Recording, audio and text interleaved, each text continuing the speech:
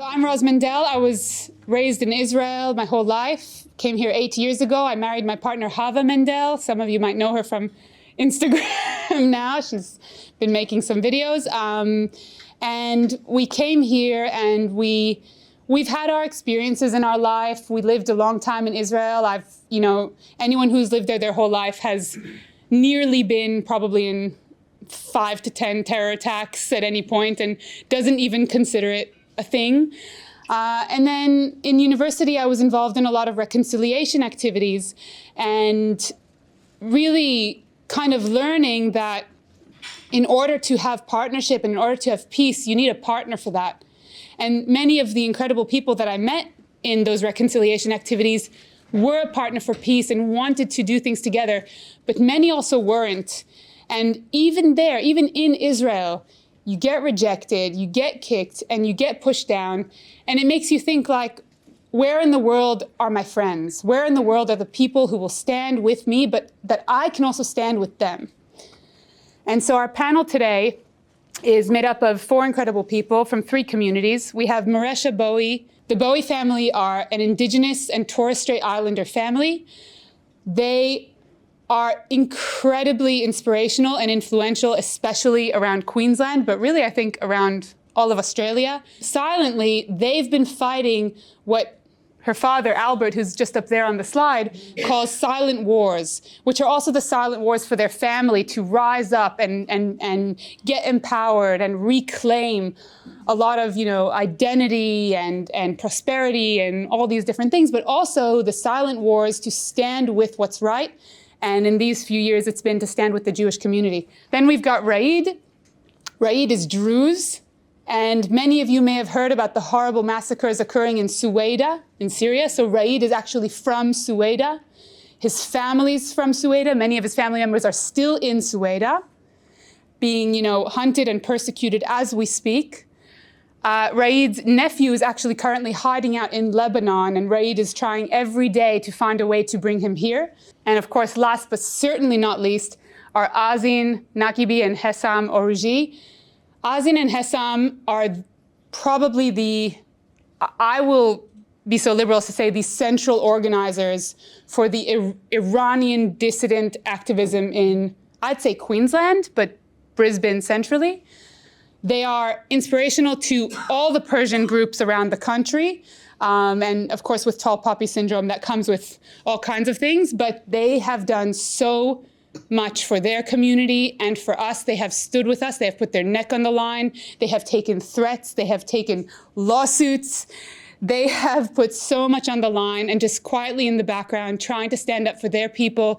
And as you all know, especially with the deal and everything happening now, their people are feeling very similar maybe to how we felt after October 7, rejected and ignored and perhaps like everything was for nothing, but we'll hear a bit more from them as well. My family are from North Queensland. Tribally, my mother's family are from inland from Cairns, around the Atherton Tablelands and Ravenshoe area.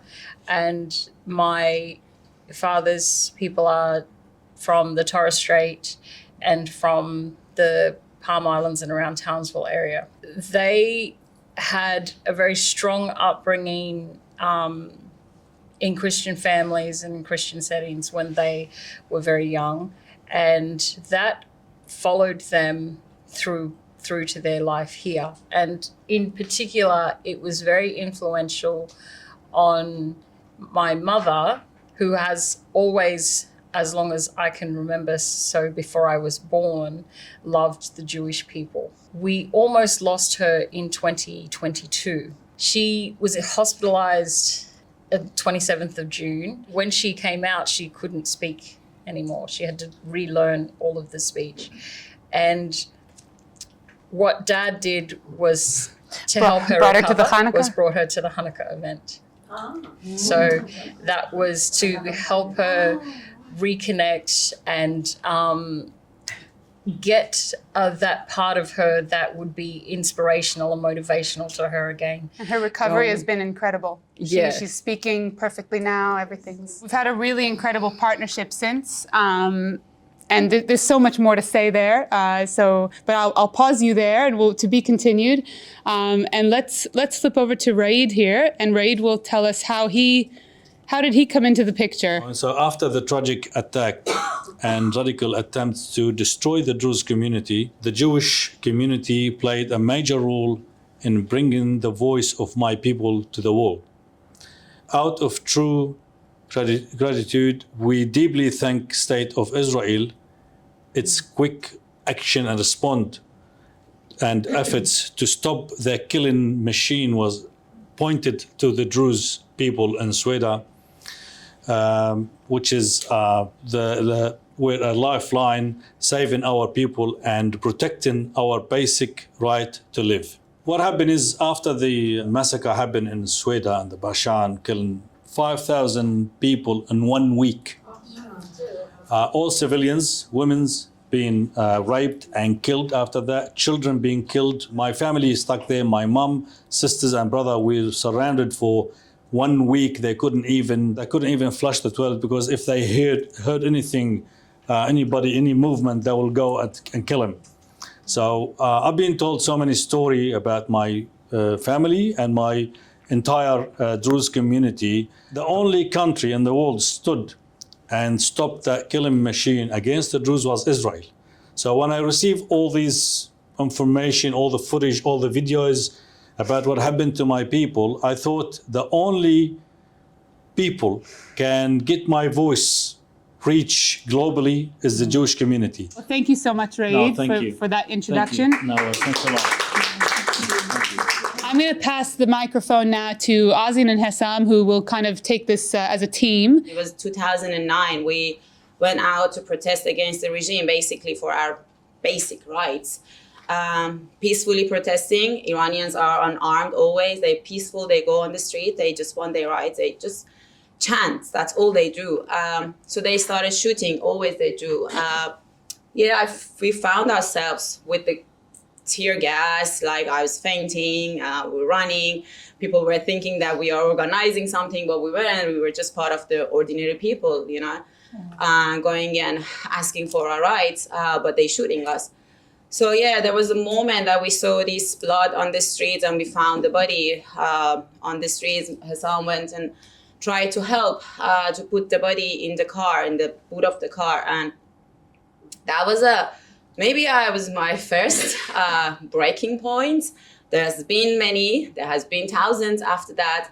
But my life got changed, and I found myself an activist, maybe. I didn't even know I can call myself an activist, but I was born an activist, maybe, because I was born under this regime. That we Iranians deserve to have a nation state, a normal government, a normal life. We came to Australia, and I was trying, because of the oppressing and whatever is happening with IRGC and Islamic regime to our lives, we, along with so many millions of Iranians, we have to flee the country. We have to leave that country, because we can't live. You will be in prison, you will be killed, you will lose something, you will be tortured, yes. So we found ourselves in Australia trying to find a home, find a place to live peacefully. But 2022, they killed an innocent young woman. I'm sure that you've heard of her name, Mareshah. She wasn't just properly wearing her hijab, and they just beaten her to death. So that sparked the uprising in Iran. I'm sure that you all heard of Women Life Freedom Uprising. And they started shooting and killing against hundreds and thousands Iranians again, imprisoned, executed, being murdered. There was one young, really young 16-year-old girl within those protesters called Nika Shakarami. She was only 16-year-old, only 16. And but she wanted a normal life, to be able to sing, to be able to dance, to be able to do what she likes and she prefers. But she was, of course, under the oppressive regime. So she was on the streets so bravely fighting this regime with bare hands. But what she did was that she was burning her hijab. She was burning her scarf on the streets. So, of course, they kidnapped her. They tortured her, they raped her, and they beaten her to death. She was fighting back. We have a report of BBC that it says that she was fighting back to the last moment of her life. So 16-year-old, imagine. So what brought us here, it was after October 7, obviously, when we saw the footages coming out. For all of you, of course, same as us, it was just hard to watch and not do anything. There was this girl, young girl, Shani, and I know that you all know her name. She reminded us, immediately she reminded us of Nika. She was kidnapped, she was raped, and she was tortured to death. So we thought that we have to find this community. We have to find Israeli Jewish community and go and say, oh, we feel your pain. We understand what you're saying. We have the same enemy. You are not alone. And we want to be there. We just stand together. We will be stronger and more powerful if we stand together because we have the same enemy. The government that goes to the international, events, it's not our government. They're not representing us. They're not looking the same as us. We don't have a good representative. Until now, we are proudly introducing always our crown prince, the exiled crown prince, who is a good voice of Iranians. But before that, we never had a voice. We never had anyone to introduce us. So we were isolated. We were thinking, okay, this is a big fight that we have to deal with it. We can't really ask anyone to do it. But October 7, unfortunately, brought us together. We shouldn't have faced it because back in 2022, we asked Iranian abroad, Iranian diaspora. They were on the streets. They were asking the Western government to list IRGC where it belongs, a terrorist list, but they didn't listen to us because they always, past 47 years, they've been ignoring us. They've been shutting their eyes on us, and they oh no, we just appease with these mullahs. It's money, it's beneficial, it's whatever it is under the political, desk. We are not part of it. We've never been a part of it, and we always felt isolated. So they didn't, and we believe if they had listened to Iranians, maybe they could prevent October 7. Maybe we could prevent Bondi Beach attack. Maybe we could. The world have to come to the point that we need to get rid of the root of terrorism and radicalization because it is coming to the Western communities, and it is important. And the concept, even Jews, Iranians, and Hindus standing together is now more normalized, whereas when we started doing this work together, it wasn't. And Azin and Hesam are part of that trailblazing, that pioneering approach to do that reach out, even though I can say, and we stood up and said a speech at one of their rallies, that I didn't stand in 2022 in the streets with them. I don't think, I would be very surprised if anyone in this room did. We didn't stand with them in 2022 because we were in our bubble. But I think that the fact that now we have opened our eyes and we've woken up, we know that it has to be both ways, because if my perfect world is their perfect world, and if my problems are solved, their problems are solved, and the depth of that relationship has been so powerful that now it's a normal thing. So grateful it's a normal thing in Australia to have these cultures standing together. Yes. We just experienced our Iranian Holocaust 6 months ago. Everyone call it Holocaust. More than 40,000 Iranians was killed in just 2 nights, or it's better to say 10 hours. More than 40,000. And our chest is full of pain. We are fighting. The same ideology who was behind the 7th of October, and maybe more in future, because in their ideology, they believe just death, not life. You Jewish people, in last few years we are working together. You celebrate light in Hanukkah. You celebrate life. Very peaceful people. And I believe in Israel, they are fighting on behalf of the free world. You are doing great job, and we all appreciated that. And we join you. We didn't stand silence. We join you in this war to get rid of the radical terrorist ideology, to get rid of the radical Islamism. And we are victim of that ideology. So I want to say we have to work together.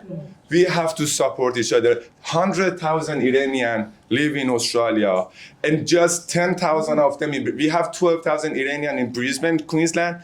10,000 of Iranians, they were in the street just a few months ago. And guess what? Lots of Jewish friends joined us with Israeli flag, and they said this is the only time after 7th of October we feel safe because we are with real friends together. Mesh, I can come back to you and just ask you, in the last few years, watching how your community has been hijacked by very radical movements, how do you think of that? We operate on different levels. So my family are not from here, which means I don't speak for anything that has anything to do with.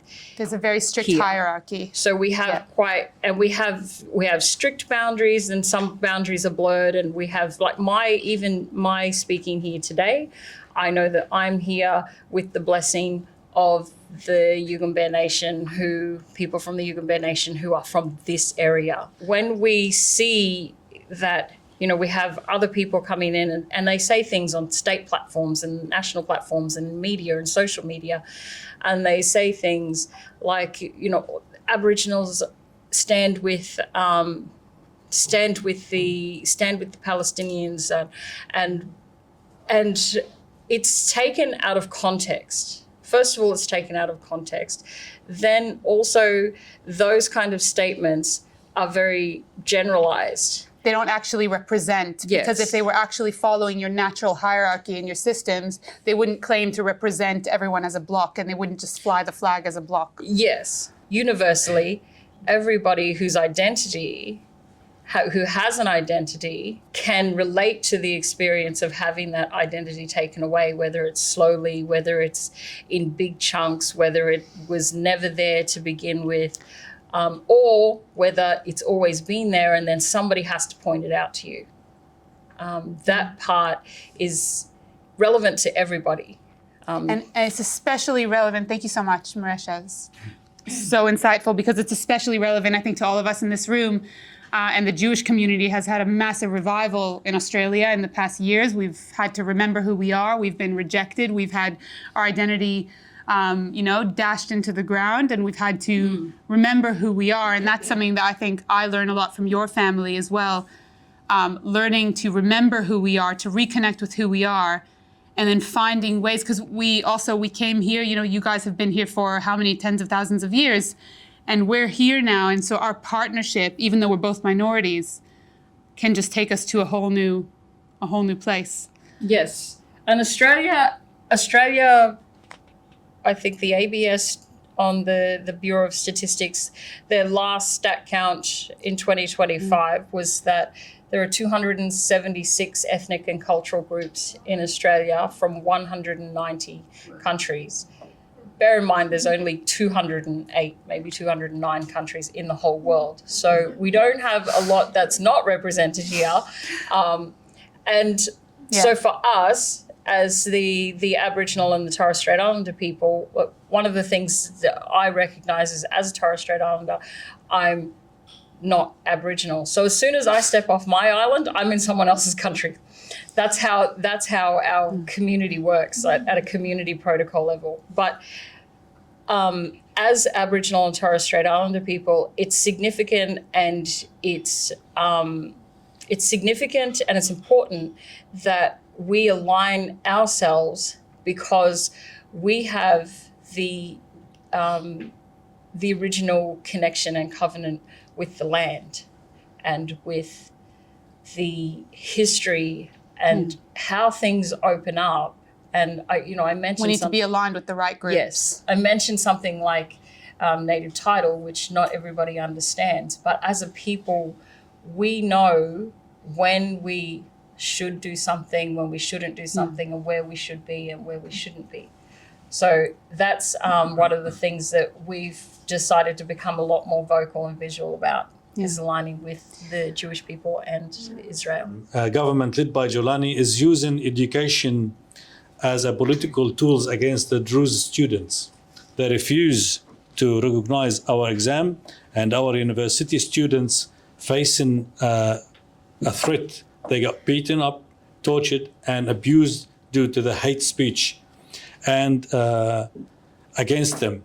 Recently, they tried to move 14,000 students of the Druze students to the Rif Dimashq, which is the countryside of Damascus, from Sweda, a remote area in the Rif Dimashq countryside, which is all the people raising the eyes as flags in their building, in their houses, in their own houses. It's a caught between a rock and a hard place. Yeah, then, exactly. Creating a direct threat to our students' life. Therefore, we will, upon the state of Israel to take charge of the economic, security, and education affairs of Bashan. This is the only remaining way to save our people from this hateful Islamic radicalism.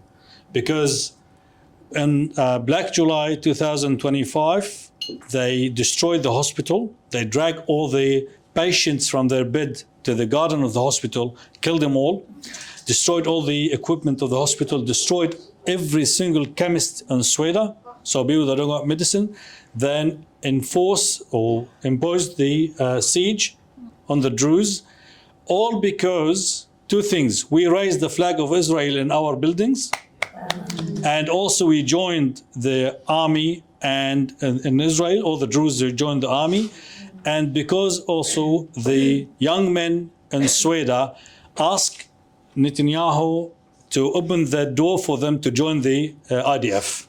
For me, it's more of the friendship that I have built through these past years with the Jewish community, with my beautiful Israeli friends. And it's been the best part of my life because every part of it was somehow, it's really sad. There's so many things has happened and has made me, my chest really with full of like pain and, sorrow. But there is something that I believe in, and it's friendship, which is rooted in the history, rooted to our identity. And I can see it, it's growing up again, and it's just powerful. So I feel and I believe that even when politics is failing, and Iranian and Jewish and so many other communities are being forgotten by the politicians, friendship can survive, and we will, be stronger together. So I think that's all we need to be, to listen to each other, to be together. That's all I think it's the most thing. Thank you. Because it's about our nation, about our history, our culture. You are surrounded with lots of terrorists. But you keep fighting. And that's why, when we see the idea of young man, young, woman, we feel safe as well. We say, okay, we're going to fix the world, not only for Israeli or Iranian, for all human beings, for human civilization. And here in Australia, same, keep fighting, keep fighting. Thank you so much.